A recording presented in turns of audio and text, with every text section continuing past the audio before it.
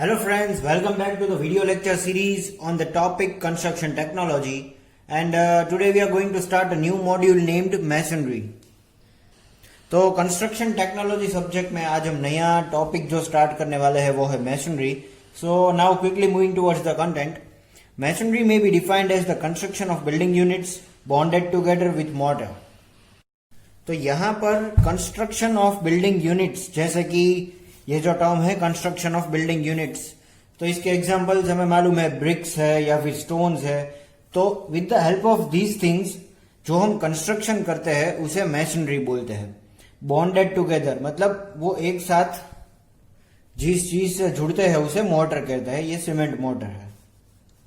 दी building units में भी stones, bricks, precast concrete blocks etcetera. देखिए जैसा कि मैंने बताया, ये जो दीवार हम बनाते हैं, कोई भी कंस्ट्रक्शन करते हैं with the help of stones, bricks, precast concrete blocks etcetera, इसे हम मैसनरी बोलते हैं.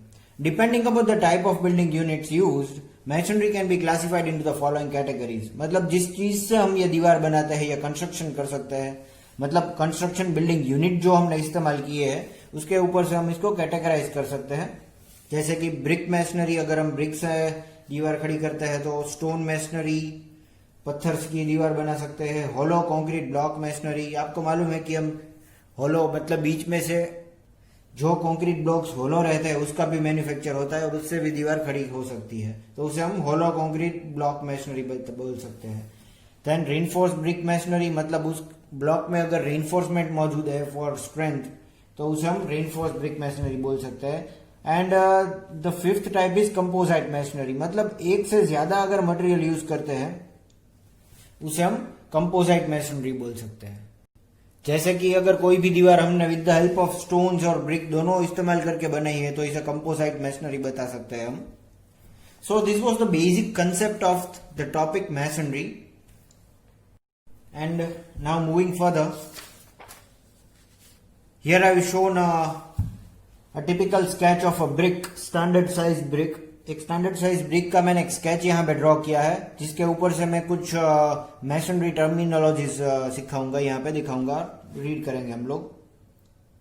यहाँ पे standard size of the brick जो है वो मैंने दिखाई है 10 centimetre cross 10 centimetre cross 20 centimetre. देखिए ये स्टैंडर्ड ब्रिक है. ट्रेडिशनल ब्रिक की साइज एरिया के हिसाब से कुछ और हो सकती है, but right now will consider this standard size according to the Indian standard, और हम इसके ऊपर से कुछ टर्मिनोलॉजी स्टडी करेंगे. Way the first one is header. देखिए अब इस ब्रिक में हेडर किसे बोलते हैं. इट इज अ ब्रिक और a stone laid with its breadth और with parallel to the face और फ्रंट और डायरेक्शन ऑफ द वॉल. इसका मतलब है कि जो देखिए ये जो फेस मैंने यहाँ पे दिखाया है इसे हेडर फेस बोलते हैं. तो अगर हम ये हेडर फेस है वो बाहर की तरफ एक्सपोज करके वॉल में लगाते हैं तो कुछ इस तरह का मैसनरी बॉन्ड नजर आएगा, जहां पे सभी हेडर्स ही नजर आएंगे. यहाँ पे मतलब छोटा वाला जो फेस है वही दिखेगा. This is 2 dimensional view from this particular side. So basically this side of the brick is known as header face. It is a brick और a stone laid with its breadth और with parallel to the face. Face के साथ parallel अगर हम लगाते हैं इसे तो इसे हेडर फेस बोलते हैं, और direction of the wall. So this is the header face. वैसे ही ये जो फेस है इसे स्ट्रेचर फेस बोलते हैं.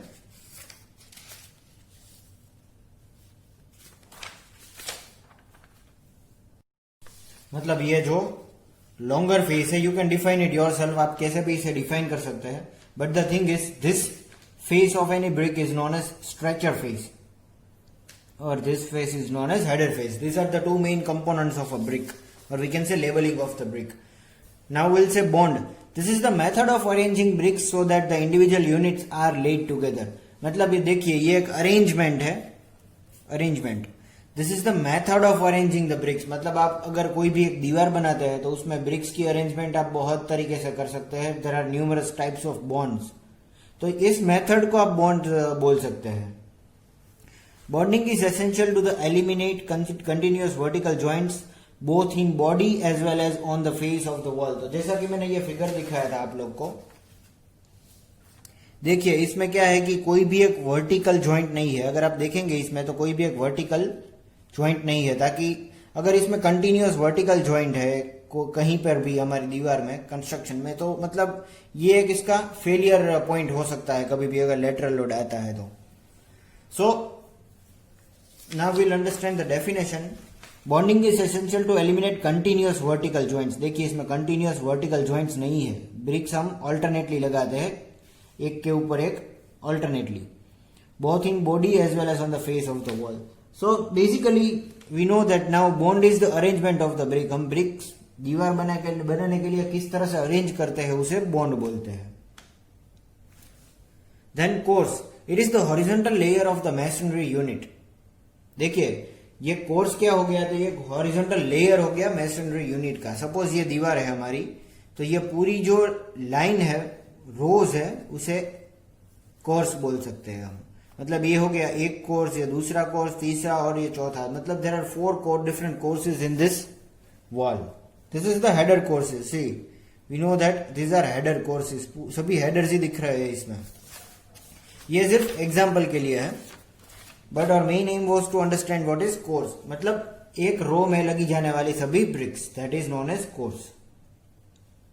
Header course, the course of the brick work in which all the bricks are laid as headers is called header course. तो जैसा कि मैंने दिखाया आप लोग को, इसे हेडर कोर्स हम बोल सकते हैं क्योंकि बाहर की तरफ एक्सपोज्ड जो फेस है हमारी वॉल का, वहां पे सभी हेडर्स ही दिखाई दे रहे हैं. हम हेडर्स को एज एच लिख सकते हैं. ये सभी हेडर्स है without any vertical continuous joint. देखिए ऑल्टरनेट लगाया है, वर्टिकल ज्वाइंट नहीं है. Then stretcher course, the course of the brick work in which all the bricks are laid as stretchers is called stretcher course. तो जैसा कि मैंने हेडर कोर्स आप लोगों को दिखाया, वैसे ही मैं आप लोगों को स्ट्रेचर कोर्स भी दिखाऊंगा, जहां पे सिर्फ स्ट्रेचर ही नजर आएंगे जब हम वॉल को बाहर की तरफ एक्सपोज देखेंगे. तो ये हो गया स्ट्रेचर कोर्स. देखिए यहां पर सभी स्ट्रेचर्स ही दिखाई देंगे. अब हम इसे एस से डिनोट कर सकते हैं. See this all are stretcher, और इसे स्ट्रेचर बॉन्ड बोलते हैं. पर हम इसे डिटेल में in the types of bond, methods of bond जो है उसमें स्टडी करेंगे. But this is the just the method, definition और टर्मिनोलॉजी वी कैन से, जहां पे हम समझ सकते हैं कि स्ट्रेचर कोर्स किसे बोलते हैं. तो ये हो गया 1 कोर्स, दूसरा कोर्स, तीसरा और ये चौथा. यहाँ पे 4 कोर्सेज है ऑफ स्ट्रेचर्स. फिर इसके बाद our next terminology is bed, bed, bed. This is the lower surface of a brick or stone in each course. देखिए जैसे कि मैंने ये ब्रिक दिखाई आप लोग को, टिपिकल स्टैंडर्ड साइज ब्रिक. तो इसमें नीचे का जो लेयर होता है, ये पूरा जो सरफेस होता है नीचे का, विच इज नॉट सीन, जिसके ऊपर हम सभी ब्रिक्स को रखते हैं, उसे बेड बोलते हैं. Lower surface of the brick और स्टोन इन ईच कोर्स, मतलब ये पर्टिकुलर सभी कोर्स में जो नीचे का पूरा लेयर है उसे बेड बोलते हैं, जिसके ऊपर ब्रिक्स हम बिछाते हैं. That is known as bed. Bottom surface of the brick, brick का जो बॉटम का सरफेस है, नीचे का सरफेस है, उसे बेड बोल सकते हैं. Then face, it is the surface of the wall expose to the weather. देखिए ये वॉल को हम साइड में से देख रहे हैं. This is not the plan, हम ऊपर से नहीं देख रहे हैं, हम वॉल को साइड में से देख रहे हैं. तो this is known as face. ये जो है पूरा वॉल का या फिर ब्रिक का, उसे हम फेस बोल सकते हैं. Then back, the inner surface of the wall which is not expose to weather. देखिए ये जो बाहर का सरफेस है जिसे हम फेस बोलते हैं, वो वेदर से एक्सपोज है, मतलब वेदर की इफेक्ट उसके ऊपर लग सकती है. पर अंदर की जो सरफेस है उसे हम बैक बोलते हैं, जहां पे वेदर की कोई इफेक्ट नहीं है उसके ऊपर. So that is known as back. Then after will talk about hearting. It is the inner portion of the wall between the face and the back.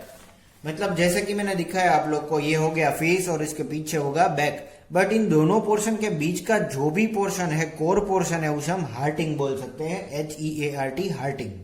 So basically that becomes the middle portion, core portion, that is known as hearting. पर ये जो example मैंने आप लोगों को दिखाया वो एक टिपिकल स्ट्रेचर बॉन्ड का एग्जांपल है. इसी तरह से किसी भी बॉन्ड से हम वॉल बना सकते हैं. तो इसमें हम बाहर की जो फेस है उसे फेस बोलेंगे, अंदर के फेस को बैक बोलेंगे और बीच वाला जो पोर्शन है उसे हार्टिंग बोलेंगे। Joint, it is the junction of the two और मोर ब्रिक्स और स्टोन्स। देखिए, हम अगर दो या ज्यादा ब्रिक्स या फिर स्टोन्स को ज्वाइन जहां से कर सकते हैं, जहां से वो ज्वाइन होते हैं, उसको, इस पॉइंट को हम ज्वाइंट बोल सकते हैं। जैसे कि ये हो गया सभी ज्वाइंट्स, ये है सभी ज्वाइंट्स है जहां से ज्वाइन होते हैं। So this is the basic terminology. और इसके बाद हम बात करेंगे पोर्शन ऑफ द ब्रिक्स के बारे में, जहां पे और next terminology is bat, BAT, bat. तो ब्रिक के किस पोर्शन को हम बैट बोलते हैं? तो देखिए, it is the portion of the brick cut across the with, या फिर स्टोन, मतलब ब्रिक या स्टोन के जो भी पोर्शन को हम इसके विथ के साथ कट करते हैं, जैसे कि ये पूरी ब्रिक को हम बीच में से इस तरह से काटते हैं, विथ के साथ इसे हम काटते हैं, तो इसे हम बैट बोल सकते हैं। इस पोर्शन को, ये जो टुकड़ा बचा है उसे हम बैट बोल सकते हैं। So this is the another terminology where we know that it is the portion of the brick. इसीलिए हम ये सभी कंपोनेंट्स जो है पोर्शन ऑफ द ब्रिक्स है वो फिगर के साथ देखेंगे। So basically this is the bat where the portion is cut across the width. अगर हम विथ के साथ काटते हैं तो इसे बैट बोलते हैं। फिर अगर हम ब्रिक को कुछ इस तरह से काटते हैं, मतलब लॉन्जिट्यूडनली काटते हैं, which may be defined as it is the portion of the brick obtained by cutting the brick lengthwise into two portion। देखिए, ये longitudinally हमने कट किया है, lengthwise कट किए। So you can be asked definition, इसके ऊपर से आपको definition भी पूछा जा सकता है, जहां पे आपको फिगर भी ड्रॉ करना है। So the portion of the brick cut across the length is known as queen closer, QUEEN, queen closer, CLOSER, queen closer। जहां पे क्लोजर का मीनिंग है, it is the portion of the brick cut in such a manner that it is then its for one long face remains uncut. देखिए, तो इसका मतलब है closer, but here will see queen closer where the portion of the brick obtained by cutting brick lengthwise into two portion. यहाँ पे लॉन्जिट्यूडनली हमने brick को cut किया है और इसीलिए हम इसे क्वीन क्लोजर बोलते हैं, जैसा कि हमने बैट भी देखा था। Then after will see king closer, king closer. So it is defined as it is obtained by cutting a triangular portion of the brick such that half a header and half a stretcher is obtained on the adjoining cut faces। देखिए, अगर इसे हम triangular portion में अगर हम cut करते हैं कोई भी ब्रिक को या फिर स्टोन को, तो इसे हम किंग क्लोजर बोलेंगे तभी जब ये विथ का हाफ अ पोर्शन है। मतलब ये अगर 10 सेंटीमीटर है तो 5 सेंटीमीटर तक हम कट करते हैं, और ये अगर 20 सेंटीमीटर है तो 10 सेंटीमीटर तक यहां से कट करता है। मैंने दिखाया B/2 और L/2, तभी इसे हम किंग क्लोजर बोल सकते हैं। फिर से एक बार डेफिनेशन रीड करता हूं। It is obtained by cutting a triangular portion of the brick such that half a header and half a stretcher are obtained on adjoining the faces। So this was the king closer। So we saw king closer, queen closer, bat, then after we'll see frog। तो देखिए, this portion of any brick where we can see such type of impression, मतलब कहीं brick में हम इस तरह के impression देख सकते हैं, ट्रेडिशनल ब्रिक्स में भी है। So this is basically for bonding. Bricks को बॉन्ड करने के लिए ये जो यहाँ पे छोटा सा एक इंप्रेशन क्रिएट किया जाता है ब्रिक में, इसे फ्रॉग बोलते हैं। And we can even define it as an indentation or depression on the top face of the brick made with the object of forming a key or a mortar। देखिए, ये की मतलब ये जो जॉइंट पे हमें स्ट्रेंथ मिलती है कोई भी बॉन्ड में, वो इस फ्रॉग की वजह से है। This prevents the displacement of the bricks and reduces the weight of the brick. इसमें ब्रिक की डिस्प्लेसमेंट, एक बार ब्रिक लग जाती है तो ये की वजह से इसमें डिस्प्लेसमेंट नहीं आती और इसका वेट भी कम हो जाता है। Brick should be laid with frog on upper surface. देखिए, ये इसी तरह से ले की जाती है। जब हम इसकी दीवार बनाते हैं तो ये फ्रॉग हमेशा ऊपर की साइड रखना है हमें। The size of the frog generally is 10 centimetre cross 4 centimetre cross 1 centimetre. मतलब देखिए, 10 centimetre cross 4 centimetre cross 1 centimetre. देखिए, ये एक स्टैंडर्ड ब्रिक की फ्रॉग की साइज है। But you can differ with the traditional sizes. अगर आपकी ब्रिक की साइज कुछ और है तो इसकी जो फ्रॉक की साइज है उसकी पैटर्न है वो चेंज हो सकती है, but this is for the standard size. Then after will see bull nose. तो देखिए this is the type of brick moulded with a rounded edge is termed as bull nose. देखिए इसकी जो एक एज है वो राउंड होती है, कुछ इस तरह से इसका शेप दिया जाता है, बुल नोज की तरह है, ठीक है। इसे हम बोलते हैं bull knows brick. This is generally use for the exterior surface और जॉइंट पे, जहां पे हमें कर्वेचर चाहिए हमारी वॉल में, वहां पे bull nose type bricks use कर सकते हैं हम। इसी तरह से काउ नोज ब्रिक भी आती है, जिसमें काउ नोज ब्रिक में क्या होता है, काउ नोज इसमें दोनों तरफ से काउ होता है इस तरह से, मतलब यहां पर भी कर्वेचर में मिल जाता है। So this is basically depending on the bull and cow shape. चलिए तो इसके बाद हम देखेंगे टाइप्स ऑफ बॉन्ड, मतलब बॉन्ड, जैसा कि मैंने बताया method of arranging the building units. जैसे कि ब्रिक्स की अगर हम बात कर रहे हैं अभी, तो ब्रिक्स के बॉन्ड में कितनी टाइप्स है। तो basically first type of brick masonry bond is stretcher bond. Types of brick masonry bonds. तो यहां पे सबसे पहली जो मेथड है for the arrangement of building units that is brick, तो वो है स्ट्रेचर बॉन्ड। सो जैसा कि मैंने बताया, it is the type of bond all the bricks are laid in stretcher courses. तो देखिए एक कोर्स है, मतलब ये जो सभी रोज है उसमें आप सिर्फ स्ट्रेचर्स ही देख सकते हैं बाहर की तरफ एक्सपोज साइड में से। So this is known as a stretcher bond. The stretcher bond is useful for one brick partition wall. मतलब इसकी मदद से सिर्फ हम एक सिंगल ब्रिक पार्टीशन वॉल ही बना सकते हैं। For higher thickness it is not practicable. देखिए अगर इसकी थिकनेस या लोड बेरिंग के लिए हम नहीं इस्तेमाल कर सकते, सिर्फ अगर हमें पार्टीशन करना है किसी चीज का तभी हम स्ट्रेचर बॉन्ड इस्तेमाल कर सकते हैं। क्योंकि अगर ये जो बड़ा वाला फेस है वो बाहर की तरफ एक्सपोज्ड है, तो इसका मतलब है कि इसका हर्टिंग है वो ज्यादा थिक नहीं होगा, इससे थिकनेस ऑफ द वॉल बहुत कम रहेगी। So this was all about stretcher bond. फिर हम देखेंगे हेडर बॉन्ड। तो हेडर बॉन्ड के बारे में भी हमने बात की है। देखिए ये क्या है कि अलग अलग व्यूज है जो कि दिखाई दे रहा है आपको अभी। This is the one view, मतलब ये साइड में से अगर हम वॉल को देख रहे हैं सामने की तरफ से तो इसको एलिवेशन बोलते हैं। मतलब यहाँ पे जैसा कि मैंने एग्जांपल दिखाया था जहां पे एक्सपोज फेस में सभी हेडर्स ही दिखाई दे रहे हैं, बट एक सिंगल जॉइंट नहीं आना चाहिए, इसे हेडर बोन बोलते हैं। ये इसको अगर हम ऊपर से देखते हैं तो इस तरह से इसे ज्वाइन की जाती है हेडर बोन्स को, इसके प्लान बोलते हैं। और अगर ये आइसोमेट्रिक व्यू देखते हैं, 3D व्यू देखते हैं, तो आप देख सकते हैं कि ये दोनों एक्सपोज व्यू में सिर्फ हेडर्स ही दिखाई दे रहे हैं। तो ये क्या है कि इसकी थिकनेस है वो स्ट्रेचर बोन से ज्यादा रहेगी and we can use it as a load bearing. In this type of bond all the bricks are laid in header courses. This type of arrangement is suitable for wall which are one brick thick. मतलब जो भी walls हम एक brick जितनी thickness से बनाना चाहते हैं वो वॉल हेडर बॉन्ड से बन सकती है, पर इससे ज्यादा थिकनेस की वॉल नहीं बन सकती और इससे कम थिकनेस की वॉल भी नहीं बन सकती with the help of header bond.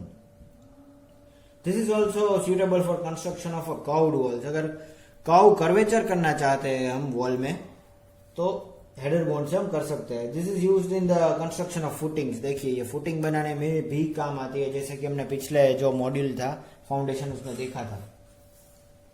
So basically this was the concept of header bond. So after this we'll move on towards the English bond. English bond which is one of the most important type of bond. देखिए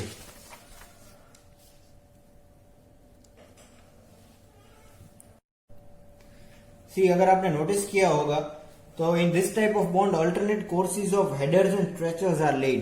देखिए एक course अगर stretcher का है तो दूसरा होगा header का, और उसके नीचे का कोर्स फिर से स्ट्रेचर का होगा। तो अगर हम लिख लें यहाँ पे तो header header header header H H H H, उसके नीचे आप देख सकते हैं तो स्ट्रेचर स्ट्रेचर रहेंगे, मतलब एक लाइन रो या फिर कोर्स टेक्निकल टर्म में हम बोल सकते हैं, ये अल्टरनेटली चेंज होगी। फिर से हेडर हेडर हेडर, फिर से स्ट्रेचर स्ट्रेचर स्ट्रेचर। तो आप देख सकते हैं कि पूरी वॉल में अगर साइड व्यू आप देखेंगे तो हेडर स्ट्रेचर के जो अल्टरनेट कोर्सेज है वो आपको दिखाई देंगे। इसे हम इंग्लिश बॉन्ड बोल सकते हैं। This is the 2D view. और अगर हम इसका 3D व्यू देखेंगे तो यहाँ पे आपको नजर आ सकता है इस तरह से हेडर स्ट्रेचर के बॉन्ड जो है वो अल्टरनेट कोर्सेज में अरेंज किए हैं। एंड यहाँ से इसकी साइड व्यू भी आपको देख सकते हैं। आप देख सकते हो जहां पे हेडर है वहां पे 2 ब्रिक्स आएगी, सॉरी जहां पे स्ट्रेचर बॉन्ड है वहां पे 2 ब्रिक्स आएगी, और हेडर बॉन्ड में पूरा एक बॉन्ड है, पूरी एक ब्रिक है वो आ जाएगी। तो देखिए this type of bond is generally used in practice. अभी हम इससे ज्यादातर कंस्ट्रक्शन करते हैं। It is considered as the strongest bond in the brick work. Brick work में this is the strongest bond, सबसे ज्यादा स्ट्रेंथ इसमें हम लोड बेरिंग में भी इस्तेमाल कर सकते हैं इसे। So this were the points for the English bond. तो इसके एसेंशियल पॉइंट्स कुछ हम डिस्कस करेंगे। तो इसका जो पहला पॉइंट है वो है अल्टरनेट कोर्सेज विल शो इधर स्ट्रेचर्स और हेडर इन एलिवेशन। देखिए या तो स्ट्रेचर दिखेंगे एक कोर्स में या फिर हेडर दिखेंगे एक कोर्स में, अल्टरनेट कोर्स में। Every alternate header is centrally supported over a stretcher. देखिए कोई भी हेडर हम देखते हैं, यहां है ये हेडर है, ये सभी हेडर्स तो स्ट्रेचर के सेंटर में प्लेस किया होगा हमेशा। देखिए this is there is no vertical continuous joint. देखिए कोई भी एक कंटिन्यूअस ज्वाइंट नहीं आएगा, जैसे कि मैंने बताया कोई भी बॉन्ड में दिस इज वेरी डेंजरस अगर कोई कंटिन्यूअस एक ज्वाइंट आता है तो। The queen closure is put next to the queen header to develop the face lap. The walls of even multiple of half brick present the same appearance on both face.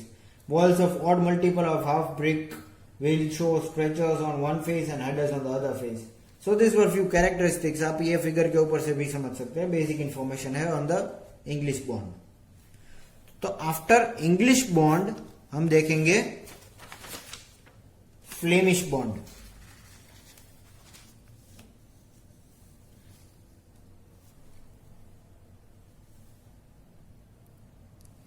पर इसका front appearance है वो हम पहले देखेंगे। This is the front appearance of the Flemish bond. Side में से इस तरह का फ्लेमिश बॉन्ड हमें दिखेगा।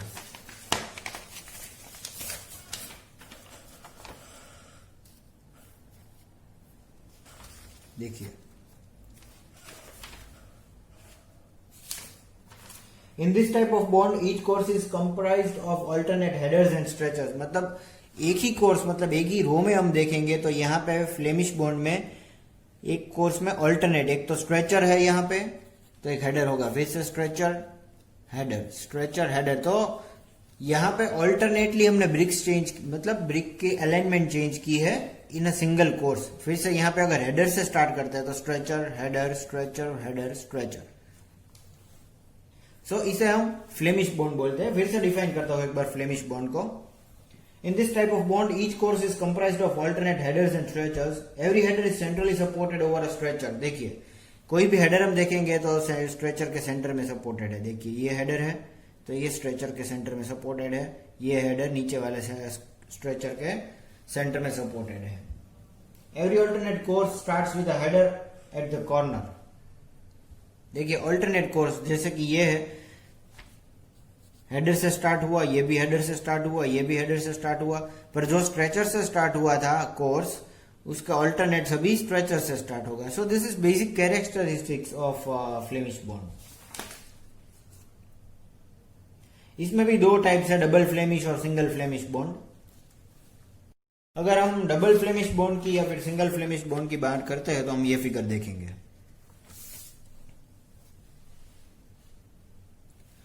देखिए अब ये डबल फ्लेमिश बॉन्ड में थिकनेस है वो बढ़ जाएगी। देखो ये एक्सपोज सरफेस है वॉल का, तो यहां से आप देखोगे तो एक कोर्स में ये हो गया, ऊपर का कोर्स है वहां पे स्ट्रेचर हेडर दिख रहा है, स्ट्रेचर हेडर स्ट्रेचर हेडर। देखो ये प्लान है, हम ऊपर से देख रहे हैं। This is the front view.